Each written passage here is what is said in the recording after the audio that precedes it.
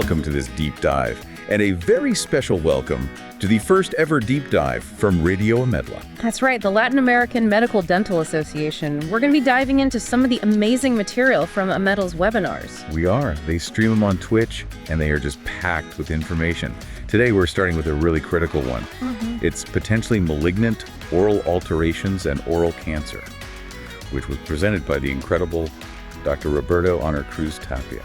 And our mission here is, pretty straightforward. We want to give you a shortcut to that expertise. Exactly. We're going to distill the most crucial, potentially life-saving knowledge points that Dr. Cruz shared. We want to make sure you have the latest on how to recognize and, decisively diagnose these conditions. And this isn't just theory, right? This is stuff you can use tomorrow in the clinic. Absolutely. It's actionable knowledge.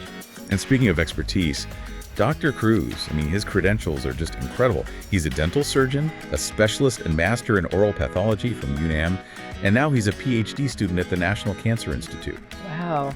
And extensive teaching research in the U.S. Yeah, at the Medical University of South Carolina. Yeah. And I love this little anecdote. Someone asked him about his, incredible career path, and he just said he had nothing better to do than study. I love that level of dedication. It really underscores how serious this topic is. It really does. And that's vital because, and Dr. Cruz really hammered this point home, we just cannot rely only on what we see, with the naked eye. So moving beyond just that initial clinical identification. Exactly. The definitive diagnosis for any of these high-risk lesions, it requires an absolute correlation. What you see as a clinician must be validated by a pathologist. Which means a biopsy. Which means the histology from a biopsy is, it's indispensable. There's no way around it. Okay, so let's unpack that connection between the clinical and the anatomical.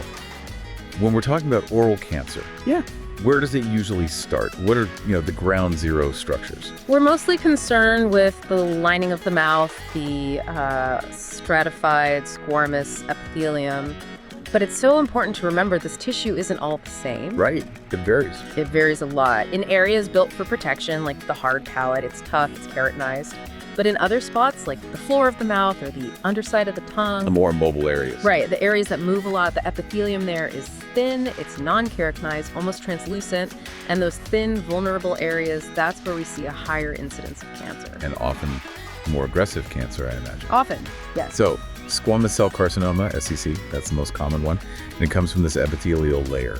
But something in the source material really surprised me, and that's how much the site of the lesion dictates the patient's entire prognosis. Oh, it changes everything. An SCC on the edge of the tongue has a completely different prognosis than one on the gingiva. And that leads us to this, what you call the game-changing nugget of knowledge, the 4-millimeter rule. Yes, the 4-millimeter rule. This is the moment of truth for the surgeon and the patient. Okay, tell us about that. What makes 4 millimeters so critical? It's the key oncological parameter. If those cancerous changes, that infiltration, penetrates more than 4 millimeters into the underlying connective tissue. The lamina propria. Yes.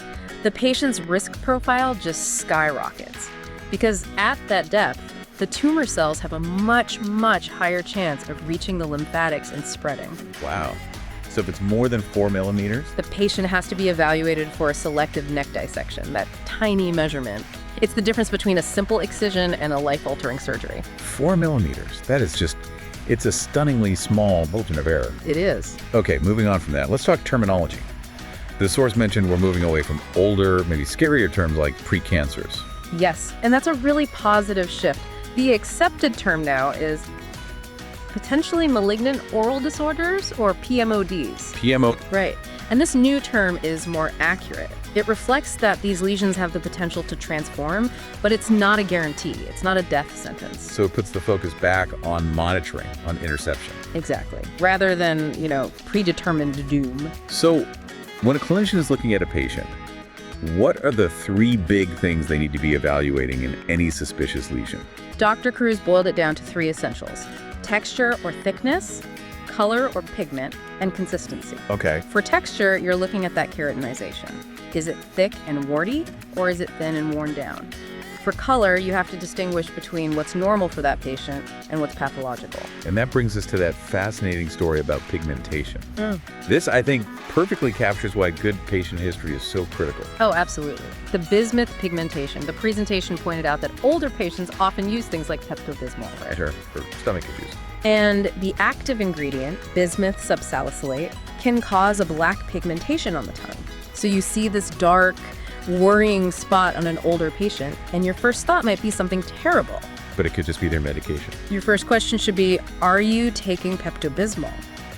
It can save everyone a lot of stress and unnecessary tests. That is a perfect example of critical thinking. So let's track the actual progression. How does a normal cell become malignant? What's the sequence? It's like a ladder.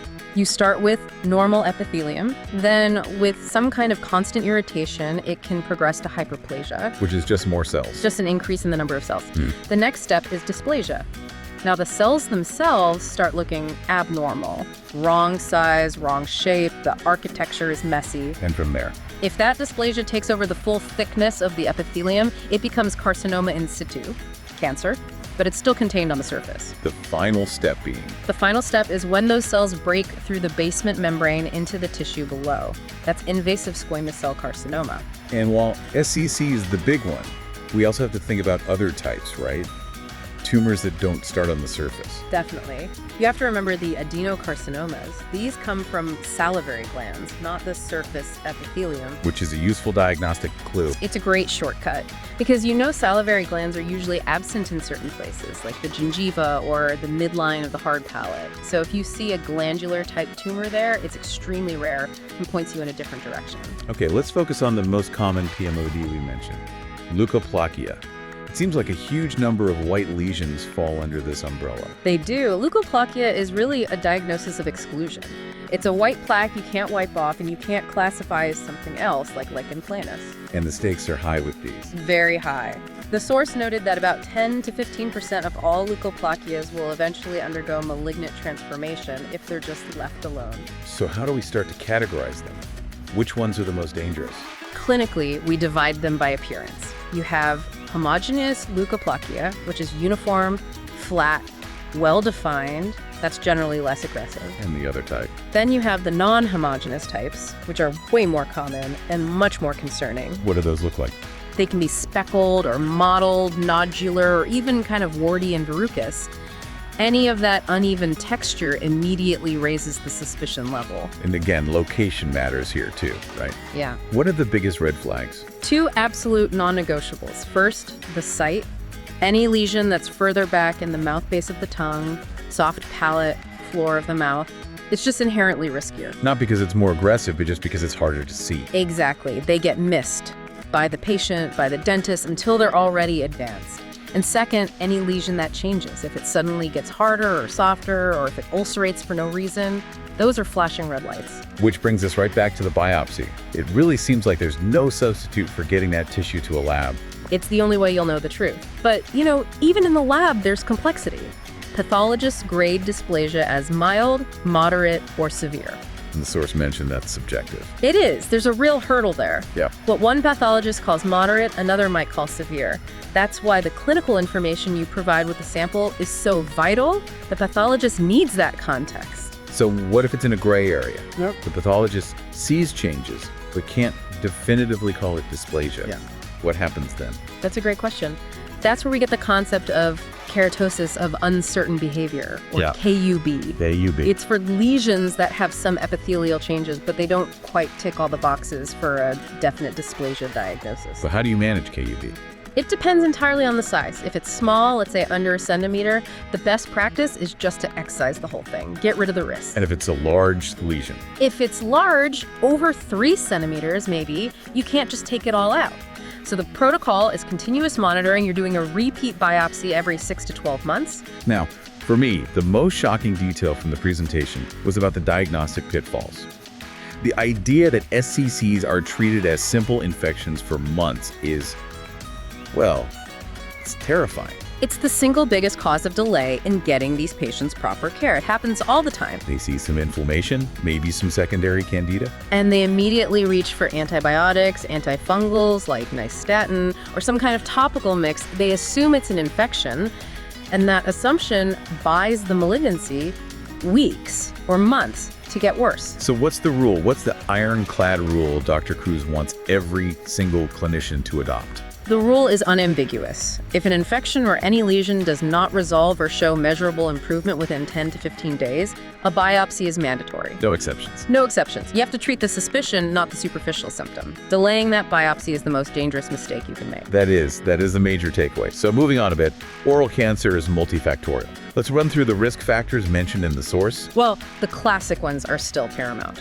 Chronic alcoholism, heavy smoking. And it's important to remember it's not just about current smoking. Right, historical use counts. The consequences can show up decades after a patient quits. Then you have infectious agents. Human papillomavirus, HPV, is a huge and growing factor, especially P16 positive cases in the oropharynx. And what about other viruses? Epstein-Barr virus was mentioned, though it's more associated with glandular or lymphoid tumors, not so much the surface SCCs.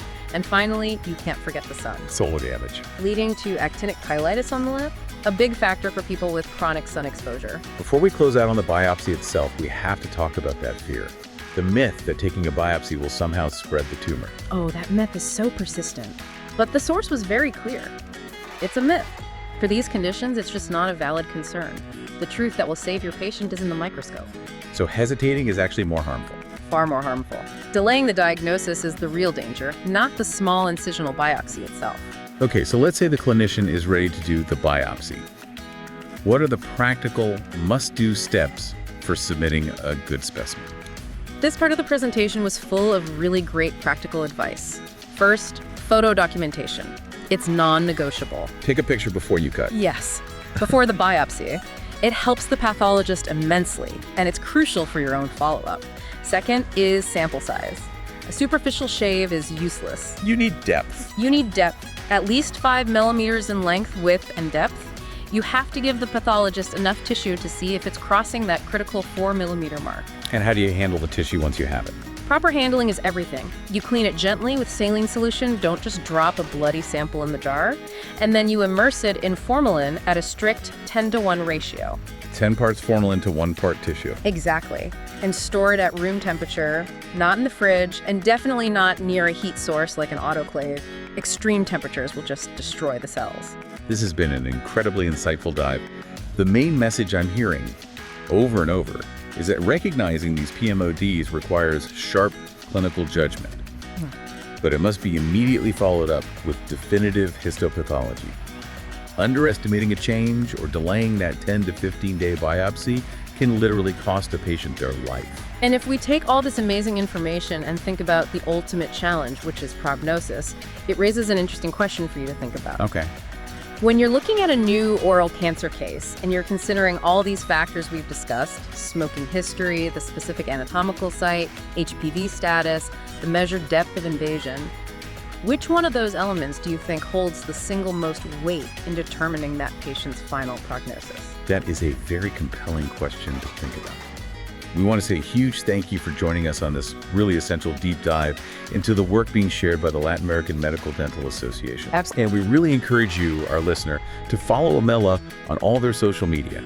Share this content with your colleagues, and please register for their fantastic free webinars on Twitch. You can also become a member of this great community. Yes, you can. Just visit their website at www.amedlawsa.org.